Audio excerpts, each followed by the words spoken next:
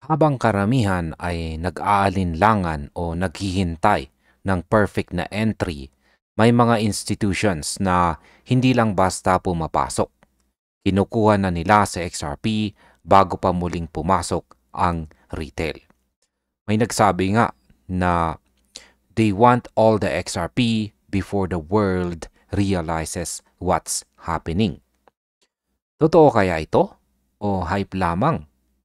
Walang sensationalism po dito. Ito ay analysis, straight to the point, at may halong reality na pwede pong masakit pakinggan. Kaya sa video na ito ay pag-uusapan po natin kung bakit stable si XRP sa mga presyong $2.20 kahit may napakalaking inflows sa kanyang mga ETF.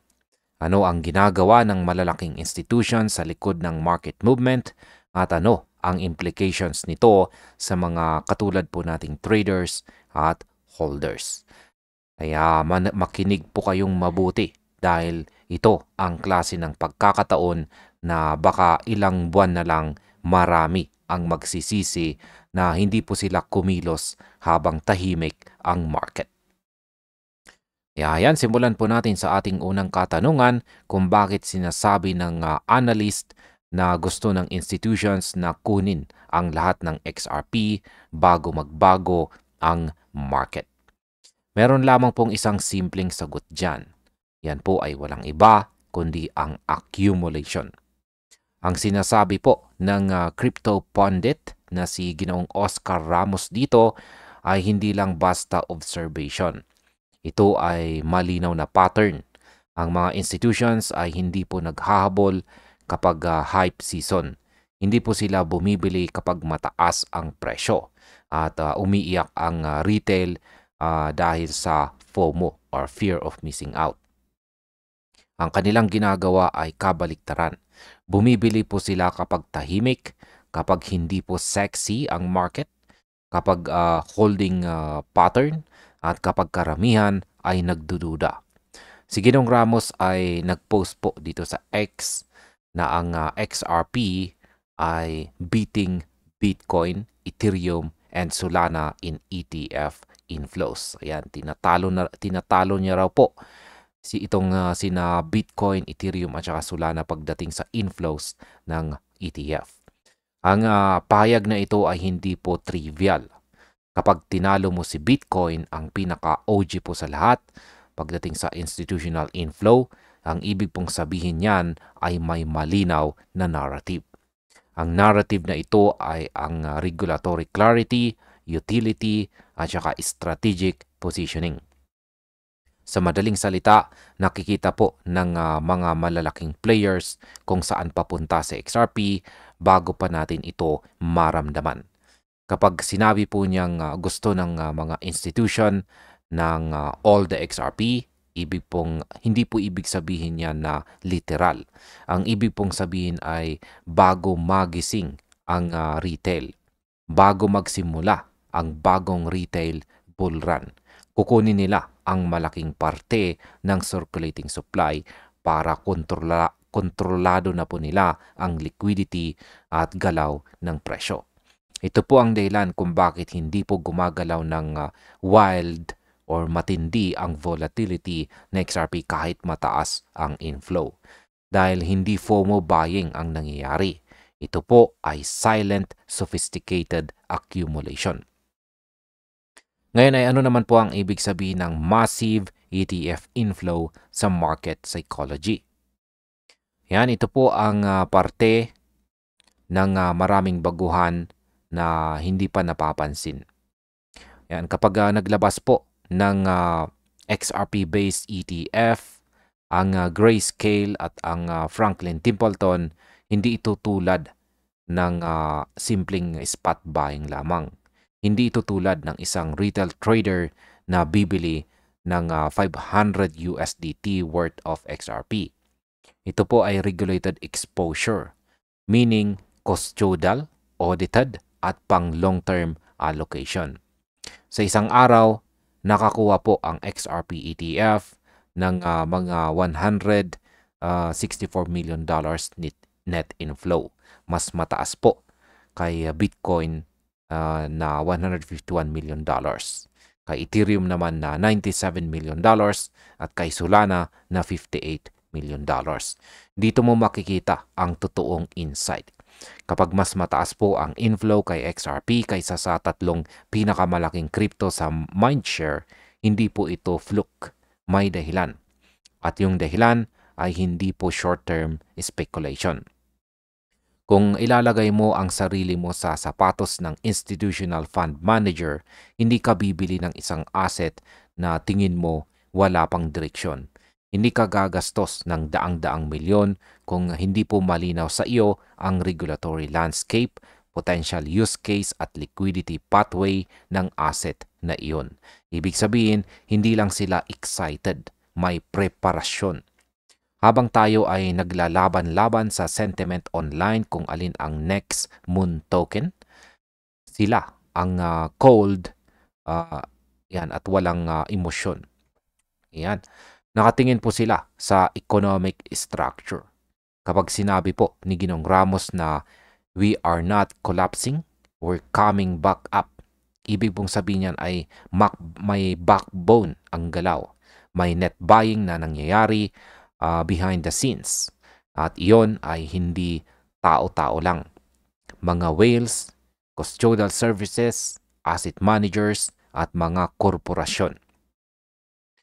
Ngayon ay bakit hindi po stable ang presyo ng XRP sa $2.20 kahit ang laki po ng inflows? Ito ang nakakabulag sa karamihan. Marami pong traders ang sanay sa volatility, tulad ng pump and dump mentality. Ang nararamdaman po nila ay kapag may bullish news, dapat 30% up agad. Kapag walang sudden movement, ang kanilang conclusion ay mahina ang market. Baliktad po ang nangyayari dito. Tingnan po natin ang numbers. Mula po sa $1.82 umangat sa XRP at siya po ay nag-stabilize sa mga presyong $2.20. Hindi po ito explosive move. Ito po ay gradual, controlled at saka measured. Bakit? Dahil ang bumibili ay hindi po degen traders na papasok at lalabas maya-maya. Ang bumibili ay entities na kaya pong maghintay buwan or taon.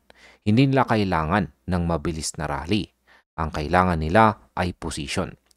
Kapag sinabi po ni Ginong Ramos na do not rush to conclusions that we are gonna go crashing again. Ang ibig pong sabihin nito ay malinaw. May support floor na nabubuo. At kung ang base layer ng market ay hawak ng institutions, mahirap po silang mag-panic sell. Kaya wala pong collapse vibe kasi hindi po sila naglalaro ng emotional trading. Ang kanilang ginagawa ay value capture. Ngayon ay paano naman po nakakaapekto ang macro conditions sa galaw ng XRP? Ito po ang part na hindi pa pinag-uusapan sa social media pero napakalaga. May speculation po tungkol sa susunod na Federal Reserve Chair.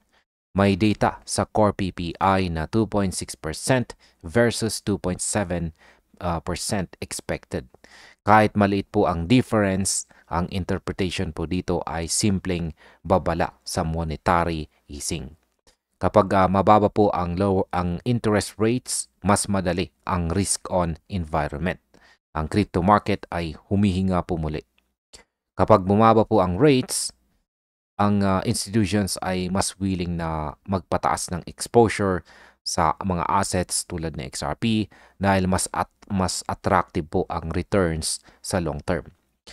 Kung idadagdag mo pa ang regulatory clarity ng XRP kumpara sa iba, nagiging logical positioning ang kanilang ginagawa. Parang chess, hindi mo nakikita ang checkmate ngayon, pero ang bawat galaw ay patungkol doon. Ano naman po ang strategic implications nito para sa atin bilang mga traders at holders? Ito po ang painful truth. Kung ang institutions ay magpapatuloy na mag-accumulate bago pumasok ang retail, darating po ang punto kung saan magiging limitadong supply sa circulating market. Kapag pumasok po ang retail FOMO, wala ng liquidity. Price squeeze po ang kasunod. At kapag nangyari po iyon, wala ng discount entry. May mga tao na manunod na lang habang tumataas sa XRP at sasabihin, nag-antay ako masyado. Ang mga ETF ay nagbibigay po ng credibility. Para sa mga conservative investment bodies, ito po ang green light. Hindi mo kailangang mag-custodial wallet. May regulated vehicle ka. At ang simpleng reality ay ito. Kapag regulated exposure ang pinipili ng smart money, ang narrative ay long-term, hindi po trader-type hype. At bilang panghuli ay ano naman ang aking masasabi tungkol dito. Kung titignan po natin ang lahat ng data commentary, malinaw na po ang nangyayari. Deliberate institutional interest kay XRP. Hindi na po speculative lamang. May structure, may timing, may economic backdrop. Kung ikaw po ay retail trader, dalawa lang ang choice mo.